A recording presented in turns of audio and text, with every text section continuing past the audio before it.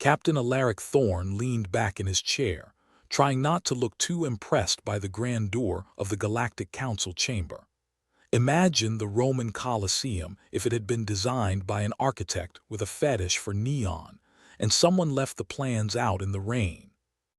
Up above, alien dignitaries of every shape and size filled the amphitheater, murmuring in their myriad tongues, which all seemed to translate to the universal language of superiority complex. "Feel the love in this room," Alaric muttered to his first officer, Lieutenant Marla Jepson, who sat to his right, humorlessly munching on something she claimed was edible. "Like a warm hug from an angry octopus," Jepson replied, eyes flicking around the chamber. Her gaze settled on a particularly enthusiastic delegate who appeared to be communicating solely through rhythmic eyebrow movements.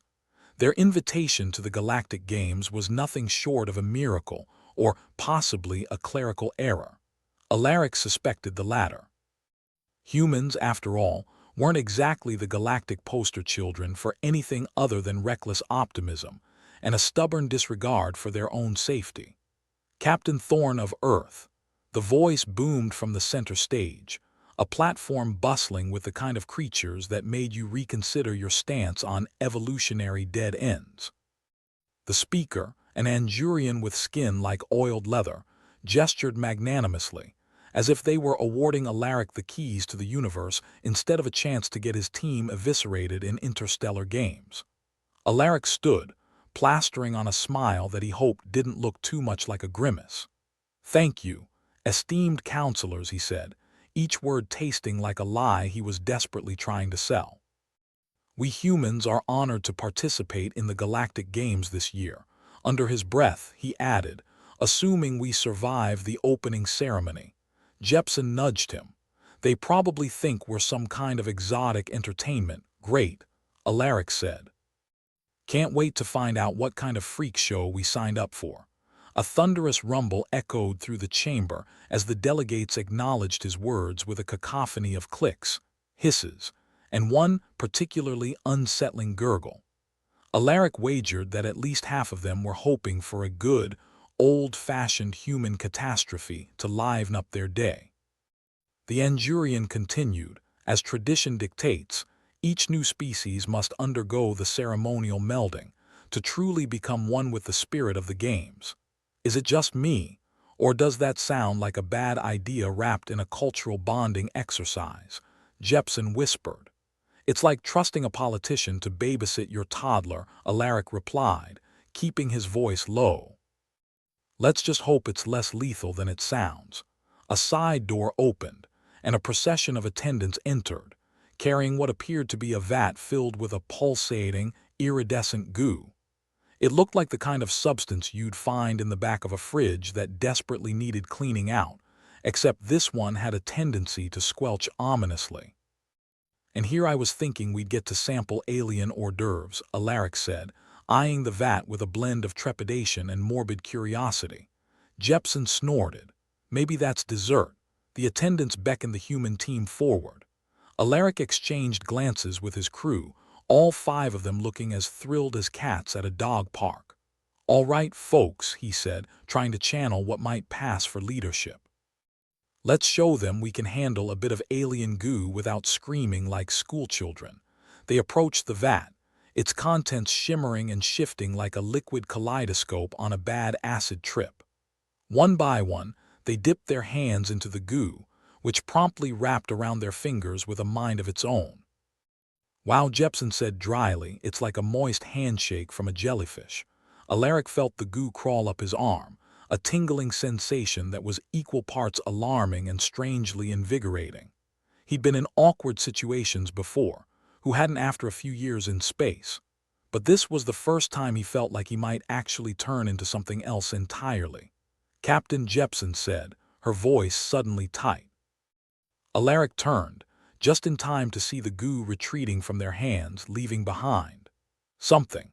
His fingertips tingled unpleasantly, a strange warmth spreading through his veins as if he'd swallowed a warm shot of whiskey laced with something not quite right. "Anyone else feeling a sudden urge to conquer small planets?" quipped Lazarus, the team's medic, flexing his fingers as if testing a new pair of gloves. "Just you, Lazarus," Alaric replied, though he was feeling an odd surge of energy himself. "Let's hope that's the goo and not your usual Monday morning aggression."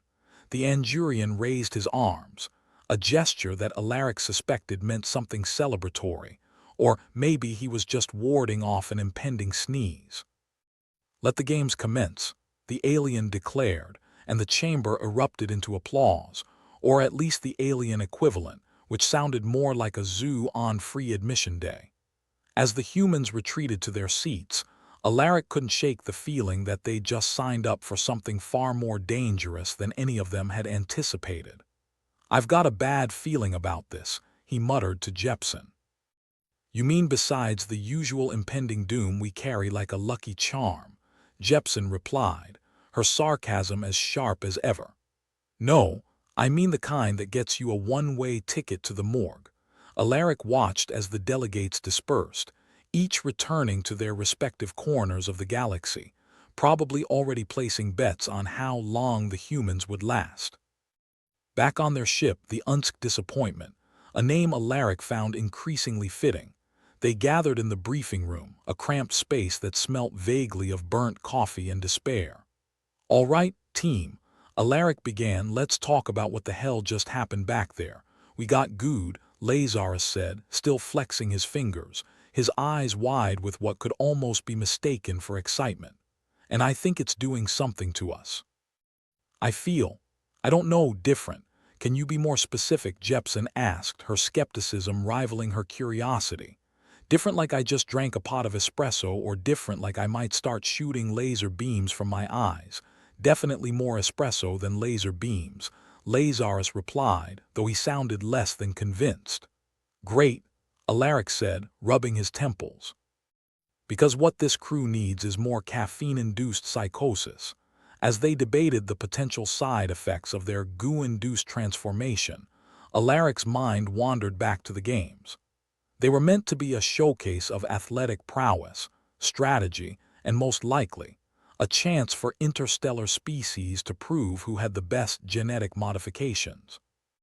Earth, of course, was behind on that particular curve, having spent more time learning how not to blow up their own planet. "If we're gonna survive this, we need to figure out what that goo did to us," Alaric said finally. "And fast. I don't fancy finding out mid-event that I'm allergic to alien slime." Jepsen leaned back, crossing her arms. "Well, Captain, at least we'll either make history or become a cautionary tale. Either way, humanity won't forget us." "Always the optimist, Jepsen," Alaric said, but he couldn't help smiling. "All right, folks, let's get some rest. Tomorrow we find out just how badly we've screwed ourselves." As they dispersed, Alaric lingered, staring out the small viewport at the stars beyond. Somewhere out there, someone was probably laughing at the human circus act they'd invited along.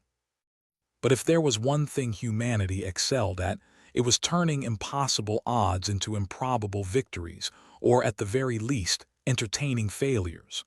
"Don't worry, universe," Alaric muttered to himself. "We're not done with you yet." Then he turned and headed to his quarters, grateful at least for the momentary silence before the storm. Alaric Thorne wasn't one to indulge in existential dread before breakfast, but the current situation called for an exception. Standing in the cramped confines of the Unsk Disappointment's briefing room, he watched his crew to see if anyone else was starting to feel like a character in a cosmic horror story. "Okay, everyone," Alaric said, clapping his hands together as if that would somehow dispel the obvious weirdness in the room. "Let's take stock. We've been gooed and now we're different." Lazarus, still fidgeting with his hands, chimed in. "Different like how?" "Because I don't want to wake up in the middle of the night and find out I've developed a hunger for brains."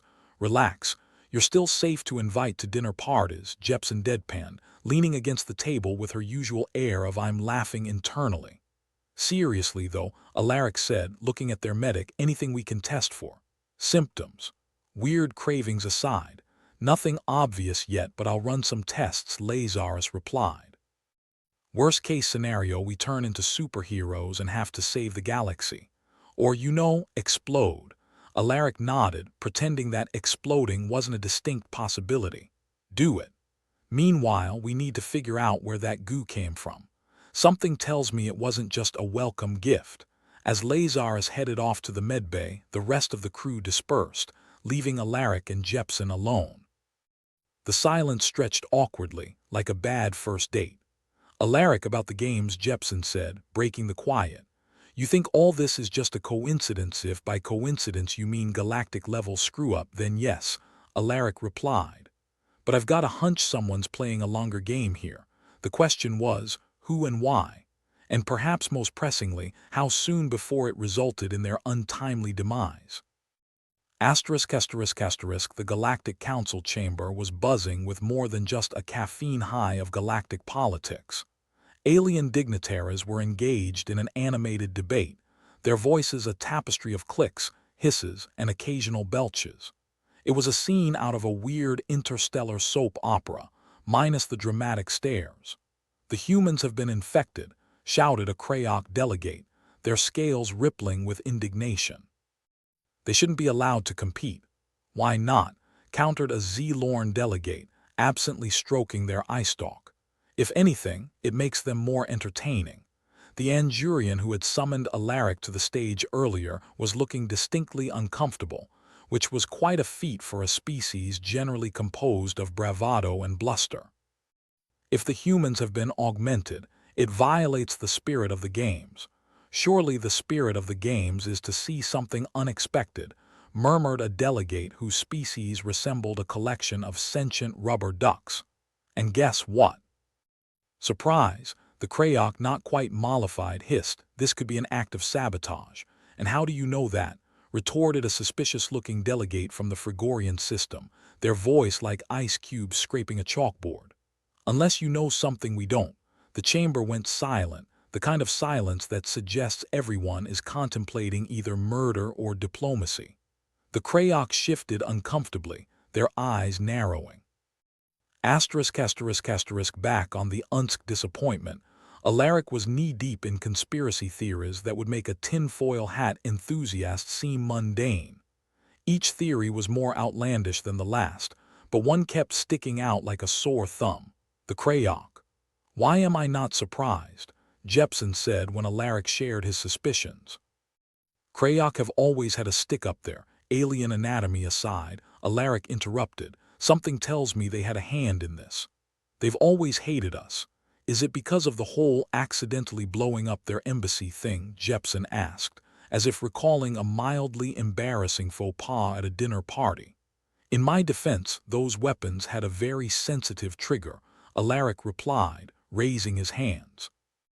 But yeah, probably that's so. What's your plan? Jepsen asked, arms crossed, clearly skeptical of whatever half-baked scheme Alaric had cooked up. We need proof that the Krayok are behind this, Alaric said. And I have a contact who might help. Alaric, if this is about that time you saved Zik from space pirates, I really don't think you'll be thrilled to see us. Zik owes me, Alaric replied. And besides, what's the worst that could happen? You mean aside from being ejected into space? Details. Alaric said with a wave of his hand, already heading for the cockpit. Let's pay him a visit. Finding Zik was akin to searching for a needle in a particularly aggressive haystack. His reputation as a shady dealer meant he was perpetually on the move, never staying in one place too long. Alaric only hoped his last known location was still valid. The disappointment docked at a seedy space station, the kind that looked like it had seen better days and decided those days were best left in the past. If rust and grime could be weaponized, this place would be a galactic superpower. All right, Jepsen, keep the ship ready to go in case this turns south, Alaric said as they disembarked. And I mean south by Pluto's standards. Don't worry, Jepsen replied dryly. I'll have the engines running so fast we'll leave skid marks in space. Laughter aside, both knew the stakes were higher than ever.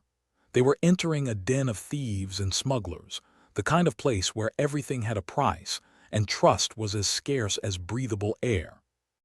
Zik's office was a glorified closet filled with contraband and the kind of technology that would have made any law-abiding citizen faint. The alien looked up from his terminal as they entered, a curious blend of surprise and annoyance flashing across his features. "Alaric Thorn," Zik said, folding his spindly arms. "To what do I owe the pleasure?" "Zik, my favorite wheeler-dealer," Alaric said, flashing a grin that was only slightly forced. "I need information. Information has a price," Zik replied, his eyes flicking to Jepson, who was doing an excellent impression of a bored bodyguard. "How about I don't tell the Galactic Council about that little incident you had with the Targan diplomats?" Alaric suggested, leaning casually against a nearby stack of crates. "Blackmail? Really?" Zik's antennae twitched with amusement. "You know, I almost respect you for it, almost." "I'm disappointed," Alaric quipped, his grin widening. "Fine," Zik said, rolling his eyes. At least, Alaric thought it was an eye roll. "What do you want to know?" The Krayok, Alaric said, all humor dropping from his tone. "Did they have anything to do with the goo at the games?" Zik leaned back, his gaze turning calculating. "Ah, that. You're not the first to ask about it. Rumor has it they engineered the goo, wanted to test it on a species that wouldn't be missed." Alaric clenched his jaw, a flicker of anger sparking within him. "Then why infect us?" Zik spread his hands. "Cheaper than hiring assassins. Plus, who would suspect them?" Alaric, Jepson said quietly, a sharp edge to her voice. "We need to get back to the ship now, right?" Alaric said, nodding to Zik. "Thanks for the tip. Consider us even." "Oh, we're not even close," Zik replied with a wink. "But I'll let you owe me one." As they hurried back to the ship, Alaric's mind raced. The Krayok had made their move, and now it was up to him and his crew to figure out what the goo was really doing to them, and to stop it before the games turned into a massacre. Back on the Unsk disappointment, the atmosphere was tense. Lazarus was busy in the medbay, running every test imaginable to figure out what the goo was doing to them. The rest of the crew, meanwhile, had gathered in the briefing room, a grim sense of determination settling over them. "The Krayok are behind this," Alaric announced, pacing like a caged tiger. "Zik's information is solid. So, what do we do?" asked Marnie, the ship's engineer, her brow furrowed. "We win the games," Alaric replied, surprising even himself with the confidence in his voice. "And we prove to the galaxy that humans aren't to be trifled with." "Winning's a tall order," Captain Jepson said, skepticism evident. "Especially if the goo's doing who knows what to us. Then we find out what it's doing," Alaric said. "Lazarus, any luck?" "Well," Lazarus said, holding up a datapad, "the good news is we're not turning into mindless zombies." "And the bad news?" Jepson asked. "The bad news is it's rewriting our DNA. It's making us better, stronger superpowers than," Marnie asked, her eyes lighting up with a mix of curiosity and fear. "In a way," Lazarus admitted, "but it's unstable. We could become super or super dead, so we're playing Russian roulette with our biology," Alaric summed up, rubbing his temples in frustration. "Pretty much," Lazarus said, nodding. "Great," Alaric said with a weary sigh. "Just what I needed." The silence that followed was heavy, laden with uncertainty and the unspoken fear of what lay ahead. "All right, team," Alaric said finally. "We prepare for the games. We use whatever edge this goo gives us, but we stay smart. We watch each other's backs, and we make sure the Krayok regret ever thinking they could use us as their guinea pigs." "And after that?" Jepson asked. "Then we make sure the galaxy knows not to underestimate the human race," Alaric replied, a fierce determination burning in his eyes. As they broke up, Alaric stayed behind, staring out at the starry expanse of space. The odds were stacked against them, but if there was one thing he knew for certain, it was that humans had a knack for thriving under pressure. And if they couldn't win, they'd damn well make sure they went down in a blaze of glory. The Galactic Games were about to begin, and the buzz of excitement in the air was infectious, like a particularly virulent strain of space flu. The arena was packed with an assortment of beings, a veritable buffet of alien anatomy that made the place look like a fever dream after a late-night cheese binge. Alaric Thorn eyed the crowd with a mixture of skepticism and dread.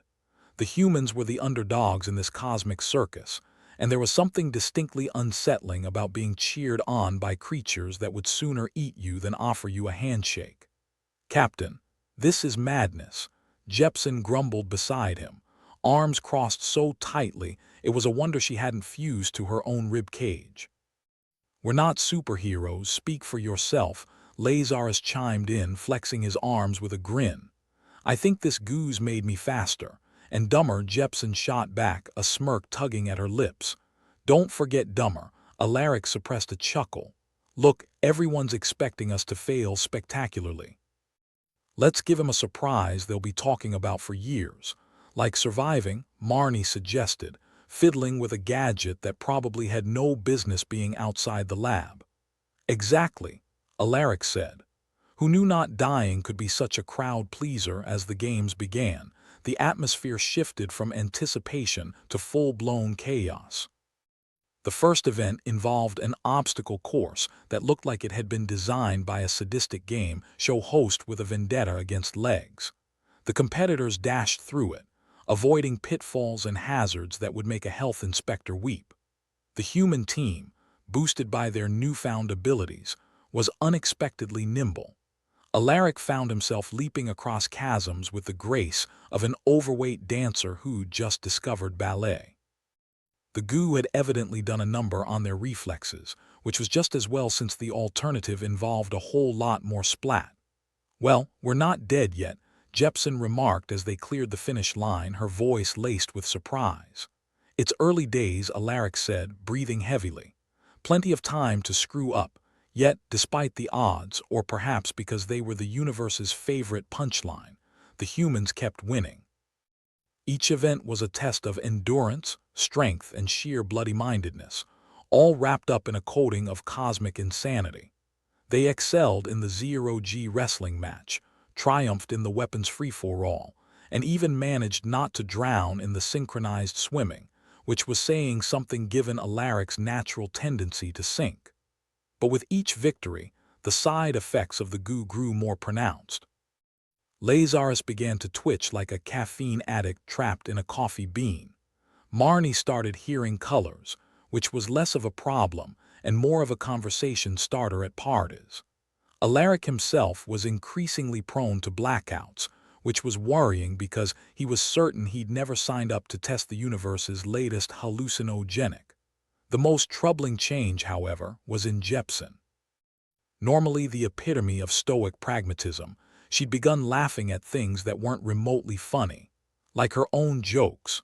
"Alaric," she said after their latest win, "I think I'm losing it. No offense, but I think you lost it the moment you agreed to serve under me," Alaric replied, attempting a smile.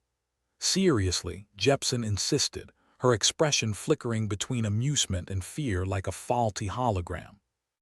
"I can't stop laughing. It's like my brain's stuck on comedy mode. Welcome to my life," Lazarus piped up, eyes darting around the room. "Except mine's more horror comedy. Maybe we should get some help," Marnie suggested.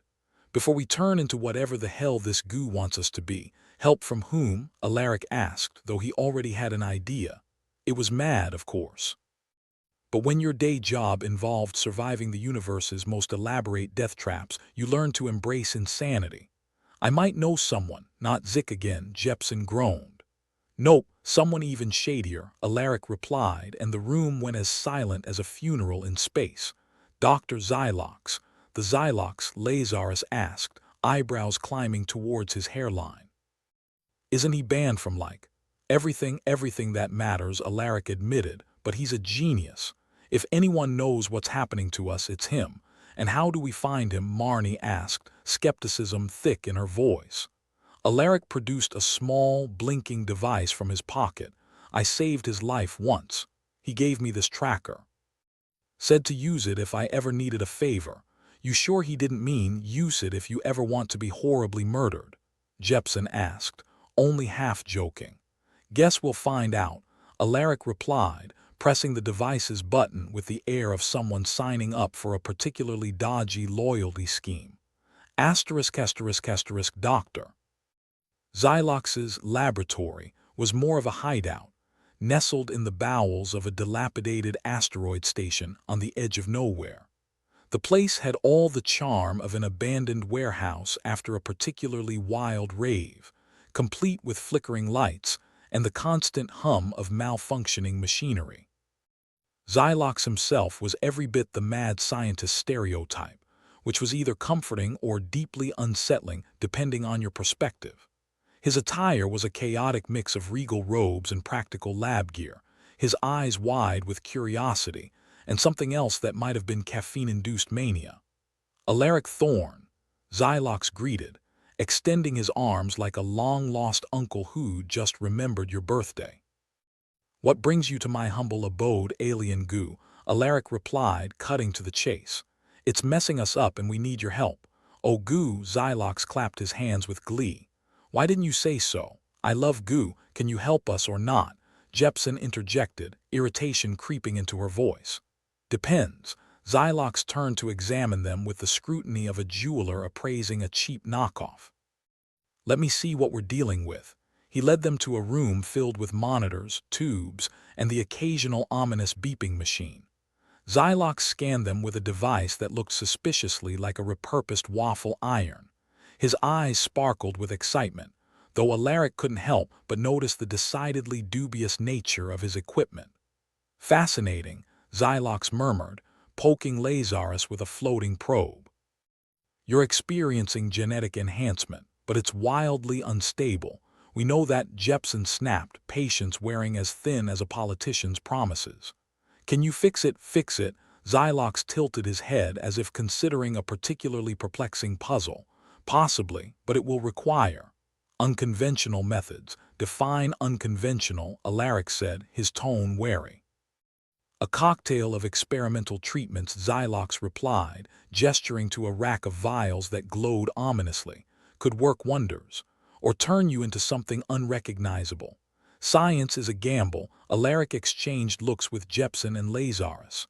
The options were clear: trust the mad scientist or face the unknown perils of their own biology. "What do you think?" Alaric asked, trying to gauge the mood. "I'm in," Lazarus said, ever the optimist, or perhaps just immune to common sense at this point. "We don't have much choice, do we?" Jepsen sighed, crossing her arms. "Let's roll the dice." "Excellent," Xylox exclaimed, rubbing his hands together with glee. "Let's begin." The treatment itself was a blur of injections, infusions, and a whole lot of discomfort. Each of them felt as if they were being turned inside out, like a sock that refused to cooperate. Xylox monitored their progress, his enthusiasm unnerving in the face of their shared agony. At last, the process was complete. Alaric felt different. Not better exactly, but certainly not worse. It was like waking from a fever dream, disoriented and more than a little queasy. "How do you feel?" Xylox asked, eyes alight with the thrill of scientific discovery. "Like I've been run over by a hover truck," Alaric replied, testing his limbs for unexpected mutations. "Everything seems intact," Jepsen added, though her tone suggested she was less than thrilled with the result. "Good, good," Xylox said, clapping his hands. "Now about my fee." "Of course," Alaric said, though he had no intention of paying in currency that could be traced. "How about we owe you one, Omi?" Xylox sounded delighted, as if he'd just been offered a lifetime supply of his favorite neurosis. "I like that. A favor for a favor, yes, absolutely," Alaric replied, feeling a small pang of guilt at the empty promise but knowing they'd figure something out later. Or possibly never. As they bid farewell to their eccentric savior, Alaric couldn't shake the feeling that they were trading one gamble for another. But for now, they were alive, relatively sane and ready to take on the final challenges of the Galactic Games. The stakes were higher than ever, and the Krayok were watching. But if there was one thing humanity excelled at, it was defying expectations. And maybe, just maybe, proving that even a species as flawed as theirs could be extraordinary. As the ship powered up, heading back to the madness of the games, Alaric couldn't help but smile. Come win or lose, they were going to give the galaxy a show it wouldn't soon forget. And if the Krayok wanted a fight, well, they'd picked the wrong crew to mess with. The Unsk disappointment hummed its way through the inky void of space, heading back towards the Galactic Games like a battered gladiator stumbling back into the arena. The crew huddled in the briefing room, the air thick with a mixture of tension and the lingering smell of Lazarus' questionable lunch choice. "So, we survived, Doctor." "Xylox's medical genius," Alaric said, making air quotes like he was fending off a horde of invisible critics. "Now what?" "Well, he did say the stabilizer would hold for a few days," Jepson replied, leaning against the wall with the practiced ease of someone who'd lost faith in chairs. "As long as we don't try anything too stupid," Lazarus snorted. "Define stupid. Because my threshold shifted a bit since we started this death race. You know, like trying to outrun a supernova or challenging a black hole to a drinking contest," Marnie piped up, her face buried in a gadget that was either a communicator or a glorified paperweight. "Basic stuff, right," Alaric said, rubbing the bridge of his nose. "So, we play it safe. Or as safe as you can in a competition that treats health and safety like an optional extra." The next event on their cosmic death itinerary was the Gravity Gauntlet, a test of agility and endurance that sounded like the brainchild of someone who'd watched one too many action holovids. The arena was a monstrous tangle of shifting platforms, whirring blades and gravity wells that could turn your insides into your outsides if you weren't careful. "Great," Lazarus muttered as they disembarked into the chaos. "A playground from hell." "Just what I always wanted. Think of it as a really aggressive obstacle course," Alaric said, trying to inject some optimism into his tone but ending up somewhere between sarcasm and outright delusion. "You're not making it better," Jepson said, rolling her eyes so hard they nearly detached. "Can the goo handle this?" "Guess there's only one way to find out," Alaric replied with a grin that suggested he was either confident or had finally snapped. The horn blared, and they were off dodging spinning blades that seemed hell-bent on making minced meat of them. The platforms bucked like wild beasts, trying their best to fling the competitors into the waiting arms of gravity wells scattered across the arena. "Lazarus, on your left," Alaric shouted, seeing his teammate teeter dangerously close to a pit that looked like it was capable of erasing the concept of bottom entirely. "Got it," Lazarus replied, correcting his course with a deftness that made him look like he was part cat, part daredevil. Jepson was ahead, her movements fluid and precise. It was like watching a dancer in a deadly ballet, the goo granting her a grace she'd never possessed before. She vaulted over a gap with an ease that suggested she might actually be enjoying this madness. Marnie, meanwhile, was navigating a series of electrified hoops. "Hey, Alaric," she shouted back, voice carrying above the cacophony. "Remind me to never complain about dodging tax audits again, only if we survive to pay taxes," Alaric shot back, ducking under a swinging blade that came dangerously close to giving him a new haircut. The goo-enhanced reflexes were working wonders, but it was like trying to juggle chainsaws. One slip, and you'd be left wondering where all your limbs went. Still, somehow, they made it through, battered but intact, crossing the finish line to the muted applause of an audience that probably hadn't bet on the humans making it past the first obstacle. "We lived," Jepson said, breathing hard but with a note of triumph in her normally monotone voice. "For now," Alaric replied, slumping against the nearest solid surface that wasn't actively trying to kill him. But this is only the beginning. The rest of the events were no less insane. They faced the plasma maze, where walls shifted unpredictably, and one wrong move could turn the participants into a cautionary tale. They tackled the magnetic mayhem, which saw them navigating a field of shifting metallic debris with all the grace of a drunk trying to run a straight line. Each challenge left them more exhausted, the goo's stabilizing effects wavering like a bad signal on a stormy night. And with every event, Alaric's suspicions deepened. The Krayok, the supposed masterminds behind the games, were watching closely. He could feel their gaze, like the eyes of an impatient audience waiting for the grand finale. "You think they are onto us?" Jepson asked, catching him staring into the crowd of alien spectators, each stranger than the last. "Oh, I'm pretty sure they know more about us than we'd like," Alaric replied, scratching at the back of his neck where an itch seemed to have taken up permanent residence. "This isn't just a game to them. There's something else going on." "What do you suggest?" Marnie asked, her gadget beeping softly like a digital heartbeat. "Confront them, not yet," Alaric said, shaking his head. "We need more time. Figure out what they want before we poke the hornet's nest." The final event loomed, an ominous specter on the horizon of their sanity. The Galactic Gauntlet was a catch-all of every dangerous idea someone with too much time and not enough empathy could dream up. It was a test of all they'd learned, all they'd endured, and it promised to be as fair as a casino run by the house. As they prepared, Alaric gathered the team for what might be their last briefing. "Okay, this is it. Last round. If we get through this, we might actually survive long enough to regret it," comforting Jepsen said, arms crossed like she was holding herself together through sheer willpower. "Alaric, this isn't just a game to them," Lazarus said, echoing Alaric's earlier thoughts.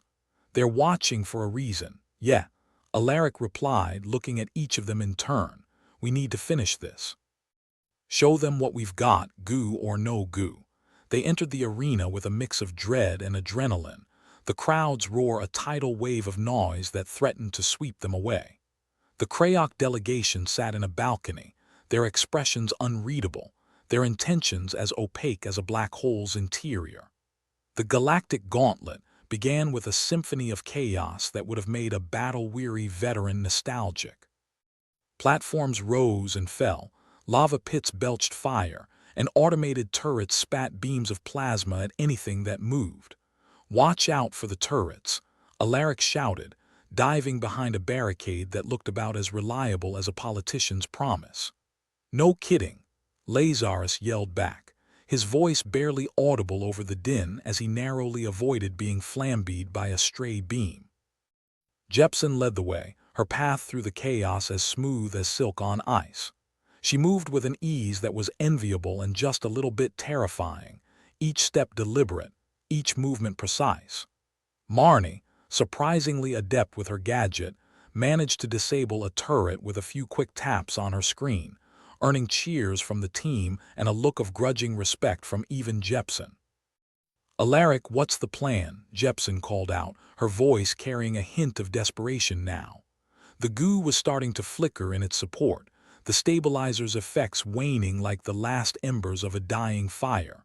"Simple," Alaric replied, desperately trying not to trip over his own feet.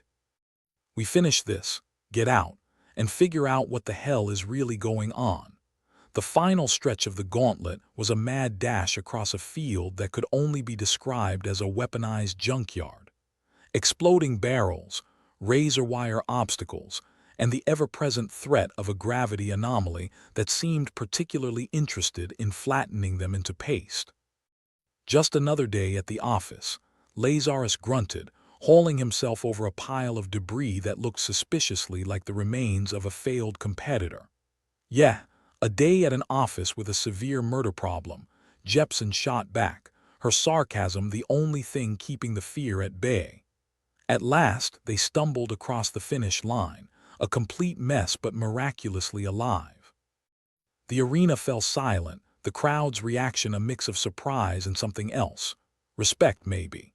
Alaric, Jepsen said, clutching her side where a bruise was forming that promised to blossom into a full-blown reminder of the day. "I think we actually did it." "Yeah," Alaric replied, looking up at the Krayok delegation, whose stony expressions betrayed nothing. "But I have a feeling the real challenge is just beginning." As they left the arena, Alaric couldn't shake the feeling of eyes boring into his back, a predator watching its prey. Whatever the Krayok had planned, he'd make damn sure they were ready. After all, if being human meant anything, it was knowing how to thrive in the chaos, how to turn the tables when the odds were stacked against you. And maybe, just maybe, how to give the universe a middle finger when it thought it had you beat. The Unsk disappointment would live up to its name in the best possible way, and they'd make sure of it. The Unsk disappointment floated in the void like a particularly misshapen turd, an apt metaphor for the crew's current morale. After surviving the Galactic Gauntlet, they had somehow clawed their way into the semi-finals of the games. But instead of celebration, the mood had the buoyancy of a lead balloon.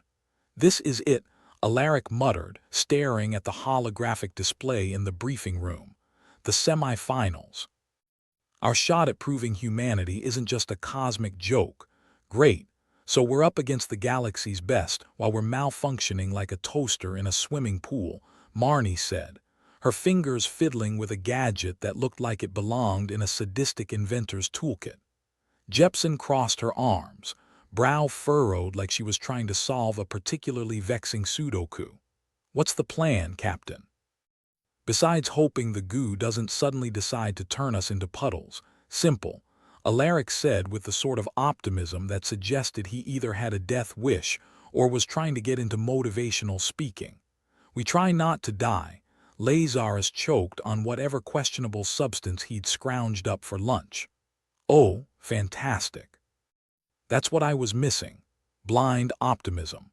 The semi-finals were a peculiar beast, a test of not just physical ability but mental fortitude. A labyrinthine structure where the walls shifted like they had a personal vendetta against geometry, and the floor could drop out at any second just to keep things interesting. "It's like they tried to combine a maze with a bad acid trip," Marnie observed as they entered the arena, the air thick with the tang of metal and the promise of regret. The horn blared, and they were off, Alaric leading the charge with the enthusiasm of a man with nothing left to lose. Which was fitting, because that was precisely how he felt. The first few obstacles were manageable, if only because the goo was still working overtime to keep them from faceplanting into oblivion. But then came the maze piece de resistance, a chamber filled with gravity wells and shifting walls that seemed to defy any logic known to man or alien. "Alaric, this place is a nightmare," Jepsen called out, narrowly avoiding being squashed by a wall with a mean streak. "Stick together," Alaric replied, though the words felt hollow even as he said them. The maze was designed to separate, to isolate. It was as if someone had taken a page from the playbook of every horror flick villain ever. The goo, their one saving grace, started to flicker like a faulty neon sign.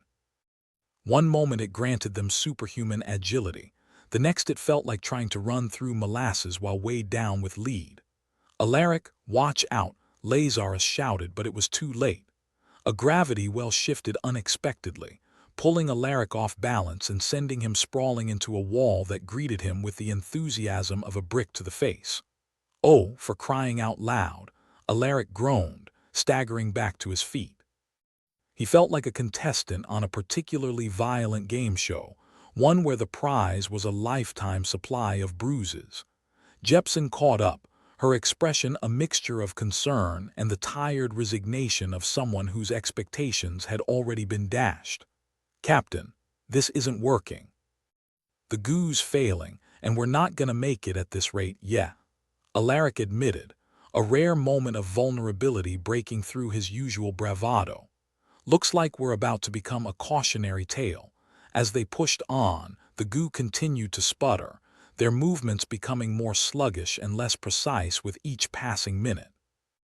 The maze seemed to take on a sadistic glee in their misfortune, shifting unpredictably and hurling obstacles their way with malicious intent. "It's like this place is alive, and it hates us," Marnie said, her voice tinged with frustration as she barely dodged a swinging pendulum that threatened to turn her into a pancake. "Maybe it's allergic to humans," Lazarus quipped, though the humor was lost under the weight of imminent doom. They stumbled into the final chamber, battered and breathless, only to find the exit blocked by a set of slabs that required a combination lock to open. A combination they didn't have. "Oh, bloody hell," Jepsen growled, kicking at the ground in frustration. "This is it, isn't it, looks like," Alaric replied, the weight of failure sitting heavy on his shoulders. They'd come so far, only to be stymied by a door that was as welcome as a tax audit. The Krayok delegation, watching from their vantage point, seemed to sense the team's impending defeat. Their expressions turned smug, as if they'd expected nothing less from the so-called underdogs. "Captain, what now?" Marnie asked, her usual sarcastic edge dulled by exhaustion.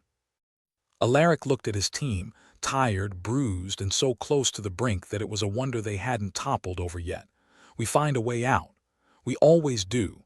But deep down, doubt gnawed at him like an insidious worm. Maybe this was it. Maybe humans really were just the punchline to a cosmic joke no one had asked to hear. In their struggle, the goo, as if sensing the futility of the situation, finally shorted out completely. Their exhausted bodies were now just that, exhausted bodies, without the crutch of extraterrestrial enhancement to prop them up. "Damn it, Captain, I think we're done," Lazarus admitted, defeat heavy in his voice. For a moment, Alaric considered calling it quits, waving the white flag that would allow them to leave with whatever shreds of dignity they could muster. But something inside him rebelled against that notion, a stubbornness that refused to go quietly into the night. "No," he said, shaking his head. "We're not done until I say we are." The team exchanged glances, a flicker of hope reigniting despite their dire circumstances. Even Jepsen seemed to stand a little taller, resolve hardening in the face of overwhelming odds. "All right then," she said, nodding. "One last try." They threw themselves at the puzzle, minds working feverishly despite the fatigue, collaboration born of desperation. Marnie's fingers danced over her gadget, trying different sequences, recalibrating signals, and cursing under her breath with every failure. Sweat dripped down Alaric's brow as he paced, thoughts racing like a hamster on a wheel. There had to be something they were missing, a piece of the puzzle that would unlock their salvation. Then, just as despair threatened to swallow them whole, Marnie let out a triumphant shout. "Got it!" The slabs groaned open, revealing the exit and the promise of freedom beyond. "Move, move, move," Alaric yelled, the team surging forward like a single organism, united by the need to escape the nightmare they'd been caught in. They burst through the exit, collapsing on the other side in a tangle of limbs and relief. The roar of the crowd was a distant echo, their triumph bittersweet under the shadow of near defeat. As they lay there, catching their breath and reflecting on what they'd narrowly escaped, Alaric couldn't help but feel a twinge of unease. They'd survived, but at what cost? The Krayok's eyes were still on them, their interest piqued by the humans' refusal to roll over and die. "We got through it," Jepsen said, voice thick with exhaustion. "Yeah," Alaric replied, staring up at the sky through the glass dome that encased them. "But I have a feeling things are about to get a whole lot more complicated." That uneasy feeling gnawed at him, a constant reminder that the games were just a prelude to something far greater. Whatever the Krayok were plotting, Alaric knew they intended to involve humanity in one way or another. Back aboard the Unsk disappointment, the atmosphere was a mix of relief and tension. They'd survived the semifinals, but the cost had been high. The goo's failure and their brushes with death had left scars, both physical and mental. In the cramped confines of the briefing room, Alaric faced his crew, their faces a tapestry of fatigue and resilience. He needed to address the elephant in the room, their next move. "We made it through by the skin of our teeth," he said, voice steady despite the turmoil roiling inside him. "But the games aren't over. We've got one more round, and it's gonna be the toughest yet. Assuming we all don't drop dead from exhaustion first," Marnie said, though her attempt at humor fell flat under the weight of reality. Jepsen leaned forward, the set of her jaw determined. "What's the plan, Captain? We can't rely on the goo anymore." "It's too unstable. We go in relying on ourselves," Alaric replied, eyes meeting each of theirs in turn. "We've got this far on grit and sheer stubbornness. That's what we'll use to finish this." Lazarus nodded, his expression one of grim resolve. "Guess it's time to show them what humans are really made of, huh, yeah?" Alaric agreed, a fire kindling in his gut despite the odds stacked against them. "We've got one shot, and if we go down, we'll go down swinging." As they disbanded to rest and prepare, Alaric lingered, staring out of the viewport at the stars that stretched infinitely across the void. Somewhere out there, the Krayok were planning their next move, waiting for humanity to make theirs. But for now, it was one step at a time, one disaster averted at a time. They'd face the truth of the games, and they'd do it the only way they knew how, with a bit of reckless courage, a lot of sarcasm, and the unwavering belief that even at the bottom of the heap, humans still had a knack for making a hell of a mess out of things. And sometimes, that was enough. The Unsk Disappointment's briefing room was as cramped as ever, but this time it felt more like a pressure cooker ready to blow than a gathering of misfits. The crew sat scattered around the holographic display, each nursing their own brand of fatigue and skepticism. Captain Alaric Thorne stood at the head of the table, arms crossed, eyes narrowed at the flickering blue hologram of the final game's arena. It was a twisted labyrinth of traps, blind corners, and hidden snipers, basically the love child of a Minotaur's dream home and a funhouse from hell. "All right, team," Alaric started, "we've got one last shot at this, so let's not go and cock it up by overthinking." "That's comforting," Marnie muttered, fiddling with her multi-tool in a way that suggested she might stab the hologram just to see what happens. "We've got about as much chance as a snowball in a plasma storm, but hey, at least we'll look good failing." Jepsen arched an eyebrow, her default expression of mild disdain dialed up to 11. "Captain, you do realize we can't wing it this time?" "Not unless we want the Krayok to serve our heads on a platter. Wouldn't want to give them indigestion," Lazarus chimed in, his tone dripping with sarcasm as he leaned back in his chair, hands cradling his head like he hadn't a care in the universe. "Strategy over raw power," Alaric continued, ignoring the peanut gallery. "The Krayok are expecting us to flail around like drunken space chickens. We need to be unpredictable." "Unpredictable, huh?"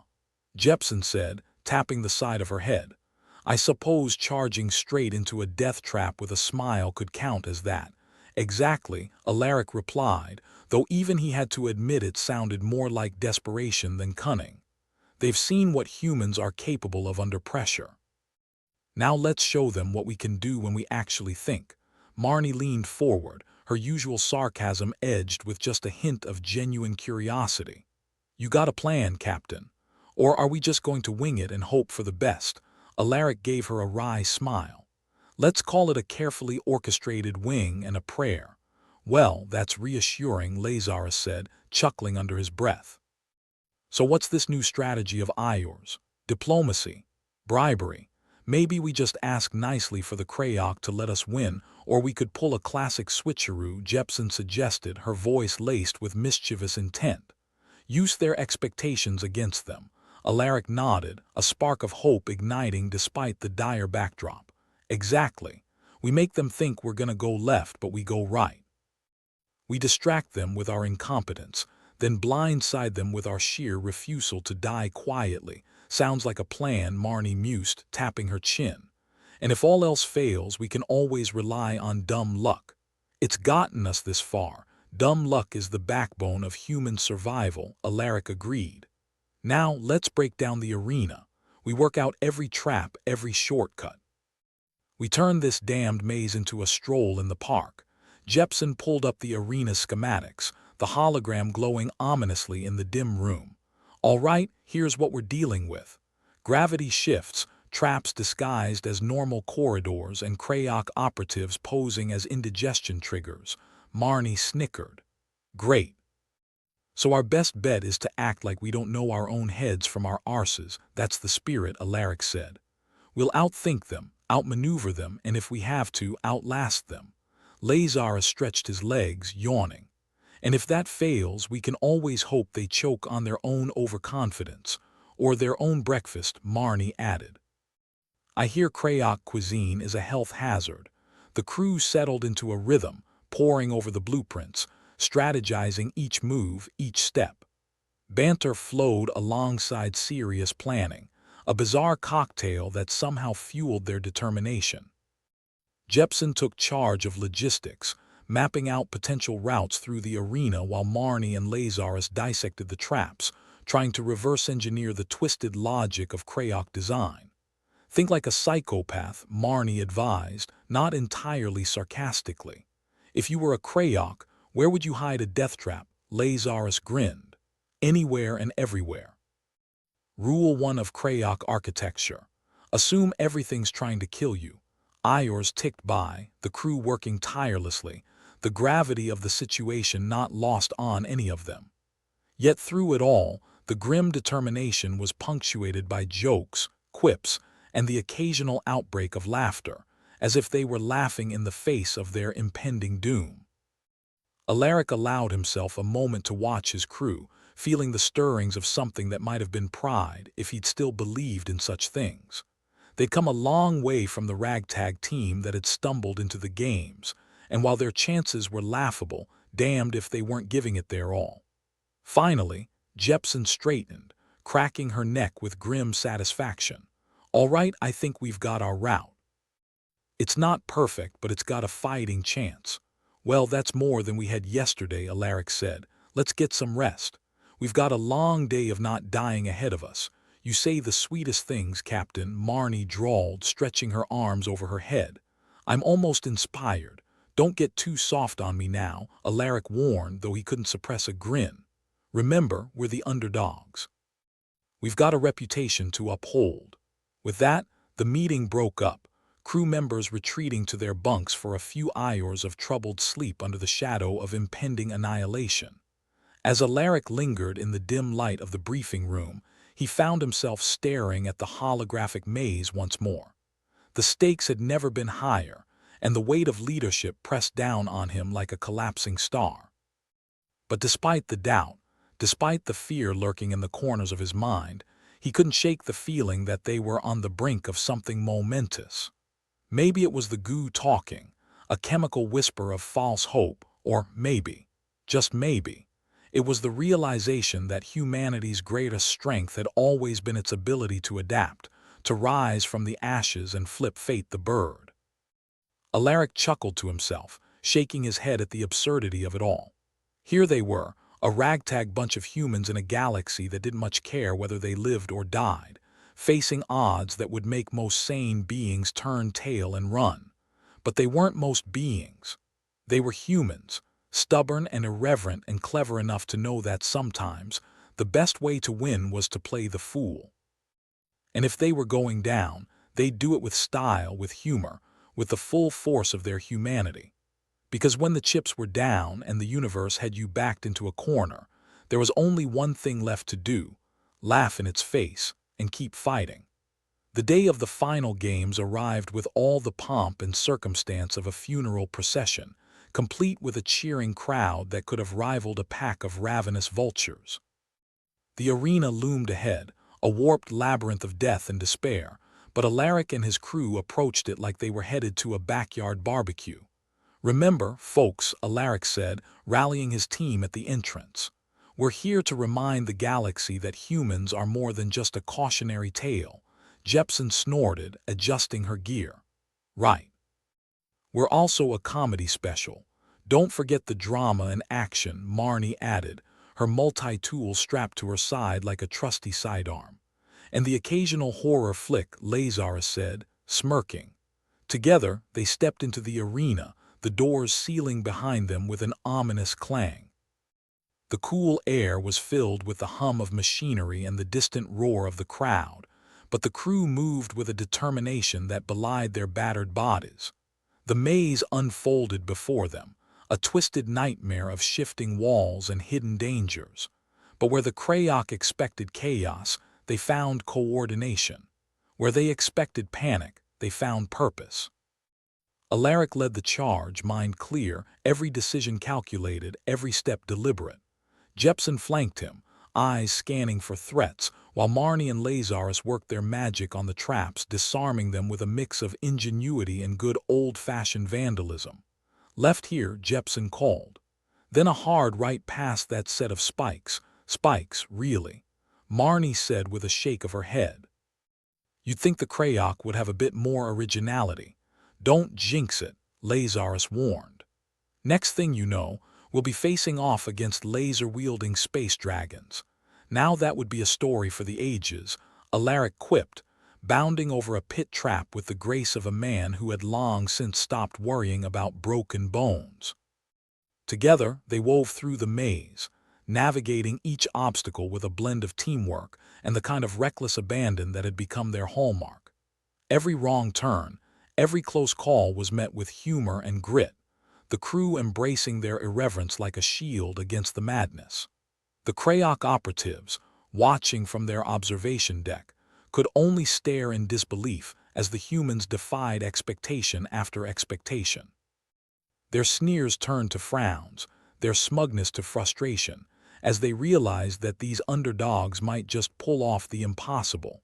Finally, the crew reached the heart of the maze, the finish line tantalizingly close. But as they approached, the ground trembled, a final trap triggered in a last-ditch effort to snatch victory from their grasp. "Brace yourselves," Alaric shouted as the floor gave way, sending them tumbling into the depths below. They landed in a heap, bruised and battered but alive, the dust settling to reveal a hidden chamber, a secret the Krayok hadn't intended for anyone to find. "Well, that's a hell of a plot twist," Marnie muttered, rubbing her head. Jepson looked around, eyes narrowing. "What do you think, Captain?" "Is this where they keep the bodies?" Alaric grinned, despite the odds. Only one way to find out. Together they picked themselves up, ready to face whatever the universe had in store. Because if there was one thing humans were good at, it was making history in the most unexpected ways. And as they moved deeper into the unknown, laughter echoing off the walls, they knew that one way or another, they were about to make a hell of a mess. The chamber they'd tumbled into was, surprisingly, not filled with the bodies of past contestants, though it did contain a considerable number of skeletons. Most of them were Krayok, judging by the extra limbs and the distinct lack of a sense of style in their clothing, which lay in shredded heaps around them. "Well, that's one mystery solved," Lazarus said, kicking a skull with all the casual disdain of a man who spent too much time cleaning up after others. "Guessing these guys took a wrong turn at Albuquerque." Jepson scanned the room, her tactical brain already mapping out potential exits and obstacles. "Why do you suppose the Krayok would put a trap door here?" "Maybe to catch nosy humans," Marnie suggested with a shrug.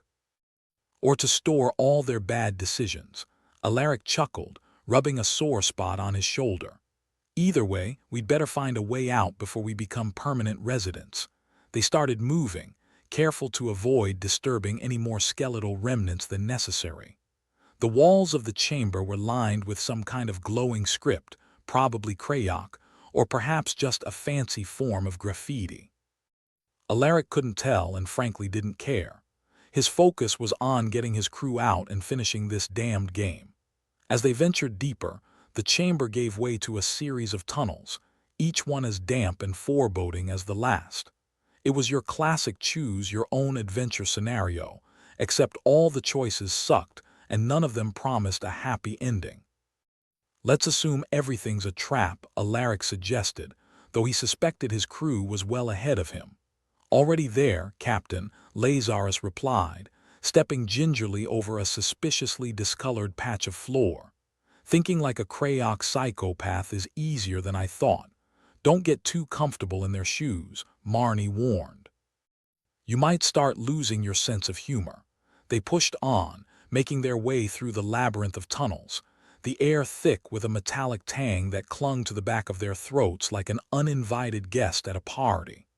The sound of distant machinery echoed through the corridors, a reminder that they were deep in the belly of the beast, and it was hungry. Eventually they stumbled upon a door, its surface covered in more of those glowing runes. It looked important, in the way that ominous things usually do, and Alaric felt a flicker of hope that maybe, just maybe, they were on the right track. "Think it leads somewhere useful?" Jepson asked, giving the door a skeptical once-over. "Or it could be a broom closet," Lazarus offered. "Only one way to find out." With a nod, Alaric approached the door, bracing himself for whatever lay beyond. The door swung open with a groan, revealing a control room that was, thankfully, devoid of any Krayok overseers. "Looks like we just found the brains of this operation," Marnie said, eyeing the various consoles and screens with interest.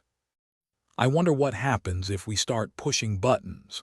Hopefully not a self-destruct sequence," Alaric muttered, though he had a feeling that if the Krayok hadn't expected them to get this far, they probably hadn't bothered with such a feature. They spread out, each taking a section of the room to explore. Jepson's tactical mind was already plotting potential strategies, while Marnie and Lazarus busied themselves with deciphering the alien tech. Alaric found himself in front of a central console, its holographic display flickering with various readouts and schematics. He tapped a few buttons, hoping for a miracle or at least a map. To his surprise, the display shifted, revealing a detailed layout of the arena and the various traps they had skillfully avoided. But more importantly, it also showed an exit, a path that would take them to the finish line. "Hey, looks like we've got ourselves a way out," Alaric called, motioning to the screen. The crew gathered around, eyes scanning the map with renewed intensity. The exit was tantalizingly close, just a few corridors away, and for the first time it felt like victory might actually be within reach. "So, what's the catch?" Jepson asked, her skepticism warranted given their current predicament. "The catch is we gotta get there before the Krayok realize we've gone off script," Alaric replied. "And before they decide to make an example of us, story of our lives," Lazarus quipped, already heading for the door. "Let's go ruin their day." With their path clear, they set off once more, moving through the tunnels with the kind of reckless determination that had carried them this far. The air was thick with tension, every shadow a potential threat, every sound a prelude to disaster. Yet despite the odds, despite the ever-looming specter of doom, Alaric felt a strange sense of calm. Maybe it was the goo, or maybe it was the realization that they'd come this far together, and that there was no turning back now. The corridors twisted and turned, each one a reminder of the labyrinthine nightmare they'd left behind. But their goal was clear, and with each step the exit drew closer, a beacon of hope in a galaxy that had all but written them off. Finally, they reached the final stretch, the path opening up into a vast chamber that buzzed with energy and anticipation. The finish line was just ahead, and beyond it, the cheering of a crowd that had no idea what was about to hit them. "Here goes nothing," Alaric said, a grin tugging at the corners of his mouth as he led the charge. Together, they sprinted across the chamber, determination fueling their every move, the roar of the crowd rising to a fever pitch as they crossed the finish line in a burst of triumph and defiance. For a moment, there was only silence, a stunned disbelief settling over the spectators as they processed the impossible. Then, as if on cue, the cheers erupted, a cacophony of shock and awe as the galaxy bore witness to humanity's unexpected victory. "We did it," Jepson breathed, her usual stoicism giving way to a rare smile. Lazarus let out a whoop of triumph, his earlier sarcasm replaced by genuine joy. "Damn right we did." Marnie shook her head, laughter bubbling up from somewhere deep inside. "I can't believe they actually fell for it." As they stood there, basking in the glow of their accomplishment, Alaric felt a surge of pride, not just in their victory, but in his crew, in their ability to adapt and overcome in a universe that had never given them an inch. Sure, they were underdogs, the punchlines of a cosmic joke, but today they'd flipped the script, proving that when it came down to it, humanity wasn't just a cautionary tale, it was a force to be reckoned with. And as the Krayok and the rest of the galaxy watched in disbelief, Alaric knew that this was only the beginning. Because if there was one thing humans excelled at, it was turning the tables and making a hell of a mess in the process. In the midst of celebration, the Galactic Council chamber buzzed with a mix of outrage and disbelief. Alien dignitaries sputtered in their seats, their attempts to maintain decorum crumbling under the weight of this unexpected turn of events. "Impossible," a Krayok representative hissed, his indignation matched only by the frantic twitching of his antennae. "They must have cheated, or maybe they just outsmarted you," a Scythian delegate suggested, her tone as sharp as her gaze. Amidst the accusations and rebuttals, Captain Alaric Thorne and his crew stood as living proof of what humanity could achieve when pushed to the brink. Their triumph was a testament to their adaptability, their resilience, and their refusal to go quietly into the night. And as the galaxy struggled to comprehend this turn of events, Alaric couldn't help but smile. Because for all the cynicism, the irreverence, and the gallows humor that had carried them through this ordeal, the truth was simple. The underdogs had won, and in doing so, they'd ensured that humanity's place in the galaxy would never be questioned again. As the celebrations continued, the crew of the Unsk Disappointment found themselves at the heart of it all, their spirits lifted, their bonds stronger than ever. "Not bad for a bunch of washouts," Lazarus said, clapping Alaric on the back. "Guess we'll have to find a new hobby." Marnie grinned, leaning against a console with a contented sigh. "I hear intergalactic diplomacy pays well." Jepsen shook her head, a rare laugh escaping her lips. "Or we could go back to smuggling." Or, Alaric interjected, raising a glass to his crew, "we could just enjoy the moment and worry about tomorrow when it comes." And so they did, reveling in their victory, in the knowledge that they'd defied the odds and proven that humanity was more than just a footnote in galactic history. For in the end, they were more than just survivors. They were champions, and that was a legacy worth celebrating.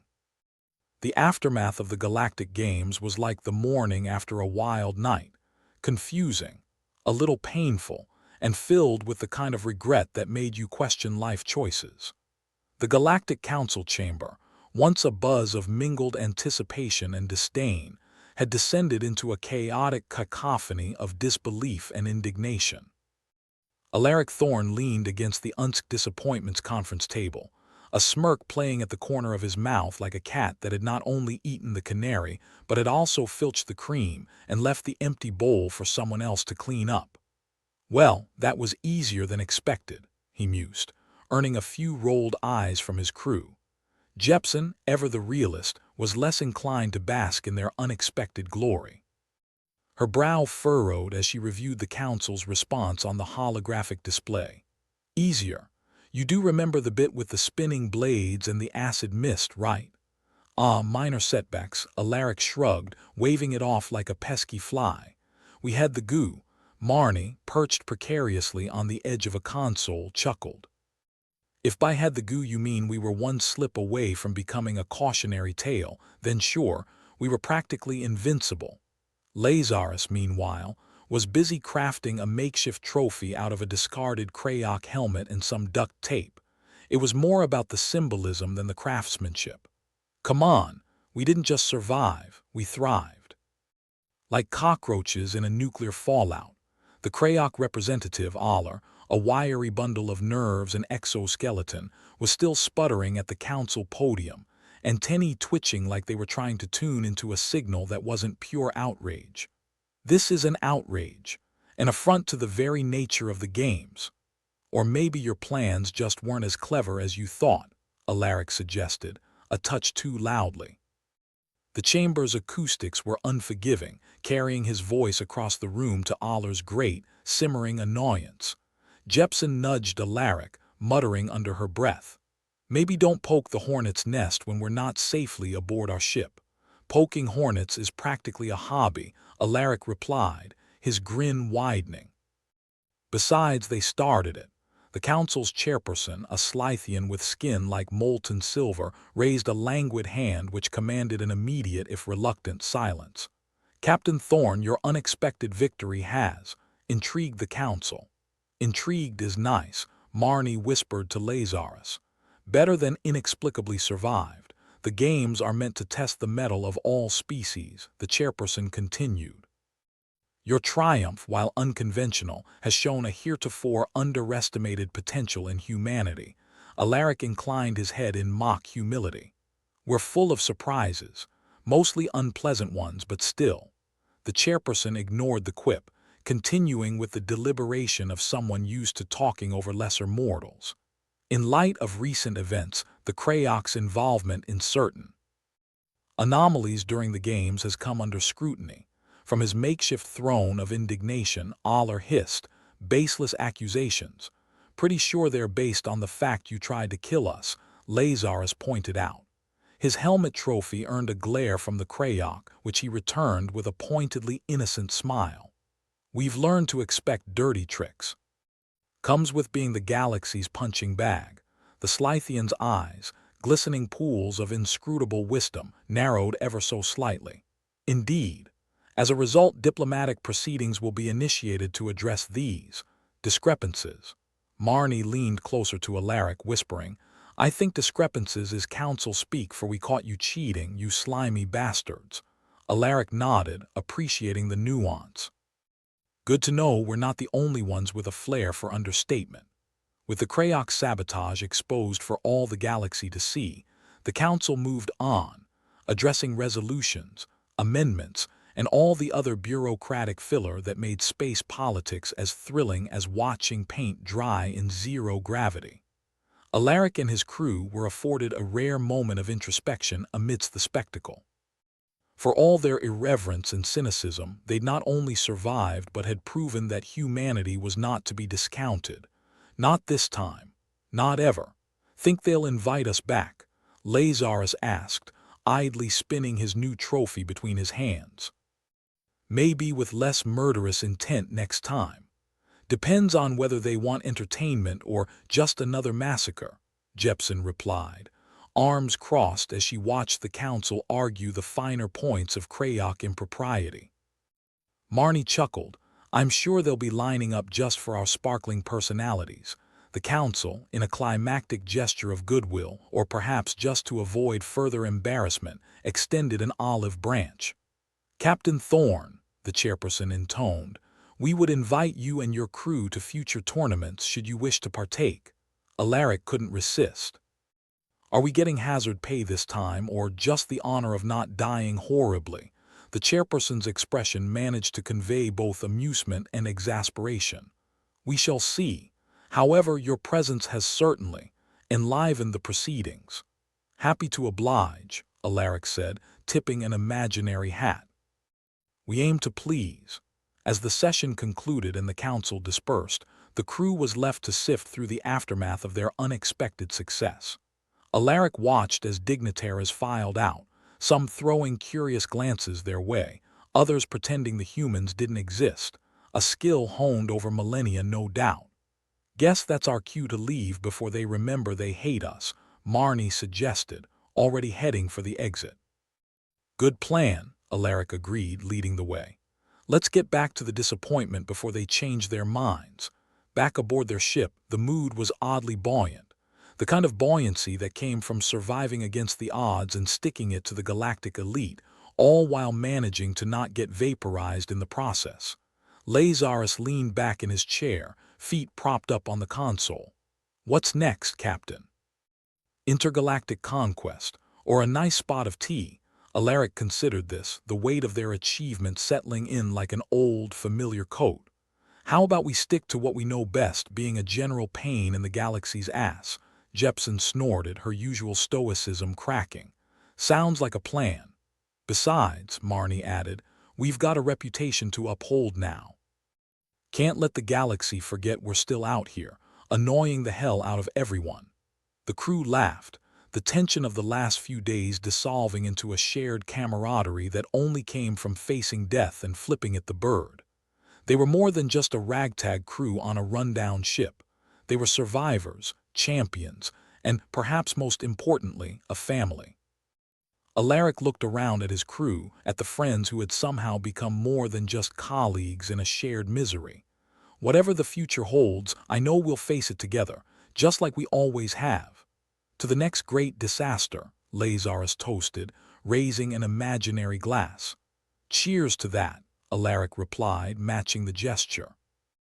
As the ship's thrusters kicked in, propelling them back into the stars, the crew of the Unsk Disappointment set their course for whatever misadventures lay ahead.